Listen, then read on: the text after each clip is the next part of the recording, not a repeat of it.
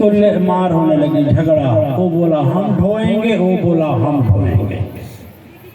कितनी 5 या 6 फीट की दूरी होती है ना, ये न होती है 6 से 7 होता होगा, लेकिन उसी में सभी लोग, कितना लोग कंधा देंगे। सभी गांव के अन्य अन्य लोग भी दौड़ने लगे, हमको दीजिए, हमको दीजिए। दिव्य आत्माएं इस धरा पर केवल पूजा ही कर्म नहीं है, तपस्या ही कर्म नहीं है, माला जपना ही कर्म नहीं है, यज्ञ ही कर्म नहीं है, प्रवचन करना ही कर्म नहीं है, केवल लाल पीला पानी करके भाषण देना ही कर्म नहीं है। ये भी एक सत्कर्म है कि हम कम से कम अपने जीवन में देखें कि मैं अपने जीवन में कितने लोगों को ऐसा तैयार किया है कि जो मेरे न रहने पर रोने वाले, ठीक है, रोने वाले हैं। मेरे सत्कर्म कितने कितने अच्छे हैं।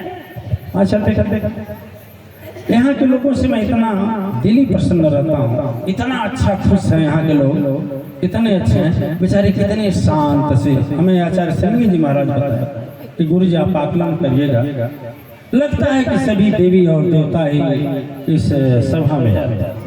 कितनी शांति, ऐसी शांति और जो प्रेम ममता सत्य और धर्म के प्रति आप लोगों का है दिव्य आत्माएं, ऐसे ही लोगों से पृथ्वी रुकी हुई है, वैसे नहीं।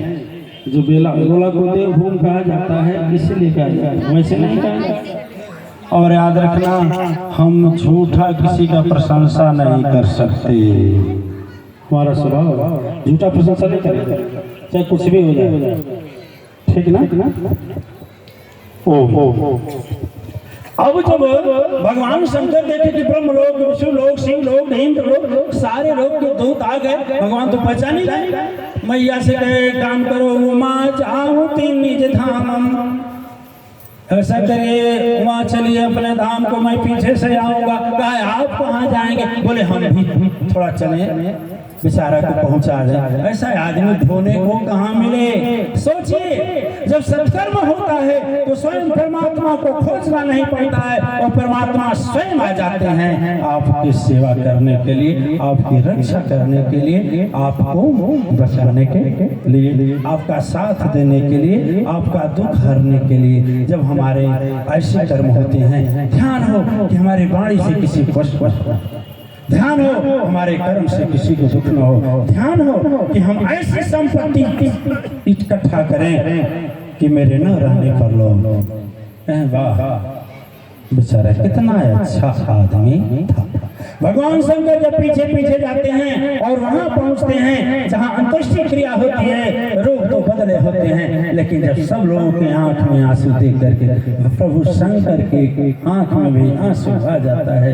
धन्य धरती माता कहती हैं कि धन्य है वह रूप, धन्य है वह शक्ति, मैं भी धन्य हो गई ऐसे को जन्म दे करके। गंगा मैया भी सोची कि धन्य है, आज मुझे छोड़ करके, धरती माँ करें मुझे छोड़ करके, एक बहुत बड़ा मेरा संतान चला गया, मेरी शक्ति चली गई, एक महापुरुष।